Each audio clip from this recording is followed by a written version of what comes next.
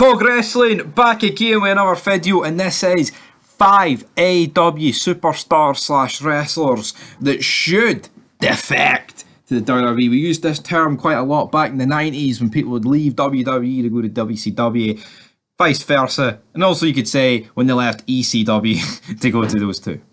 Let's fast forward anyway and talk about these 5 people who need to defect. Of course, there's a couple of clues on the thumbnail, most notably a guy who had a tank in the promised land of the WWE, and in AEW has a games console. But we have to kick off at number 1. They're in no particular order, but we're going to kick off with none other than Matt frickin' Hardy. This guy's been absolutely jobbed out. Let's just be real, right? Came into AEW, had the feud with Jericho, had the release the hounds, he had the broken gimmick, because in WWE he kind of did get jobbed out of it, right? Now I'll say this.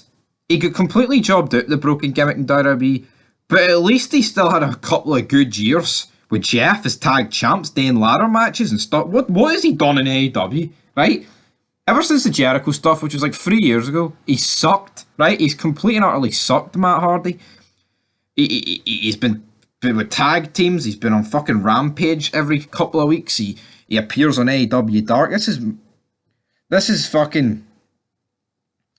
is Matt Hardy. Matt frickin' Hardy, brother. And here he is, jobbing it. Absolutely jobbing clean out. And then Jeff comes in and you're thinking, right, things might get better for Matt. And then the arse goes. Jeff Hardy's like, you know what, Matt, I'd actually rather drink some liquor tonight than focus on getting to the show, brother. So he jobs it, and then Matt's just kind of stuck in no man's land saying that, well, he may have burnt my dog, man. He might have burnt my house down 13 years ago, but I gotta stick by Jeff. But anyway, guys, Matt should definitely come back. He's got a few decent years left in him. Come on, man. Come on, Matt. Come back.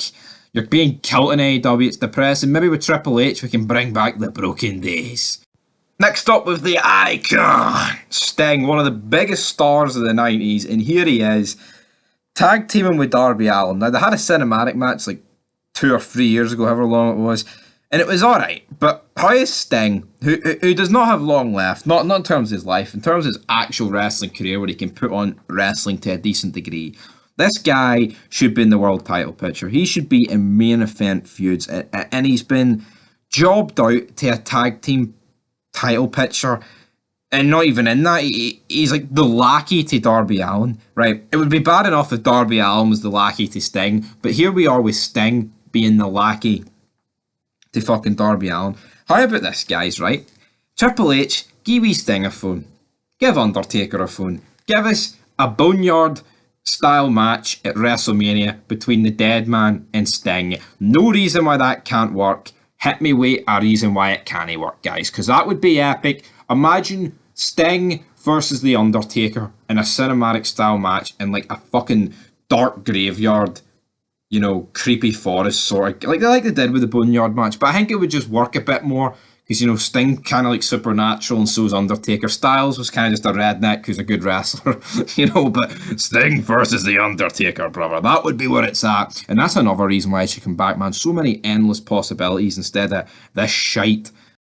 From a tank to a computer console, it is Rusev, or Miro, whatever you call him. Now, I'm under no illusion this guy was getting jobbed out in his final WWE days, you could say, even though, I mean, he was actually having an interesting feud with Bobby Lashley, and people loved Rusev Day, but what's he doing in AEW? I think they gave him the TNT belt, and then he hasn't appeared. And then he spends his days, instead of, you know, performing, and instead of wrestling and cutting promos and coming out in tanks, he spends his days arguing with Dave Meltzer on Twitter. And there's probably people out there that are willing to argue the fact that his AEW run has actually been better than his WWE run. And we know what I say to those people. You're brain dead. No chance. Rusev, Miro, get back. I don't even know what age this guy is, but there's no points. I mean, I'm willing to bet this guy must be in his near mid-30s now. Like, has to be. Could be older than that, like, but come back, get a few good years in WWE, man, and get the job done. They can rebuild you. Coming in next, though, we've got MJF. Guys, currently the AEW World Champion. And I feel like if WWE truly wants to head back, we saw they were linked with the TV14 return, right? And I feel like if they're going to do that, this guy is probably the perfect way to do it, because when some people swear, it feels forced. Not that this guy swears an awful lot in AEW, but see when he's like burying people and call it brain damage Brian or running down like towns, or like, he does it in such a heel villainous way. I think he would be perfect for that role in a TV-14 environment. Like MJF would have thrived as a mouthpiece back in the day in the Attitude Era. I do genuinely believe that. Now there is some elements of when he talks I hate. When he's like, I was just a little Jew boy, Regal, and you jobbed me out back in 2014, man. And then they refer to him as a kid. It's like, he's 25, for fuck's sake. He's a grown man. Alright?